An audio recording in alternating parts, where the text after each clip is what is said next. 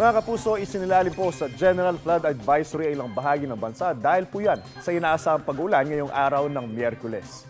Ayon sa Pag-asa, apektado po ang Calabarzon, ang Mimaropa Region, Western Visayas, Zamboanga Peninsula, Sorsogon at ang BARMM. Tatagal po ang General Flood Advisory hanggang alas 6 mamayang hapon. Ulang dulot po ng Intertropical Convergence Zone, easterlies at mga local thunderstorm ang mararanasan sa bansa ngayong araw. Ingat po tayong lahat, mga kapuso. Ako po si Anjo Pertiera.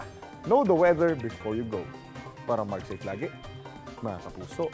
Kapuso, para laging una ka sa mga balita, bisitahin at mag-subscribe sa GMA Integrated News sa YouTube. Sa mga kapuso abroad, samahan nyo kami sa GMA Pinoy TV at sa www.gmanews.tv.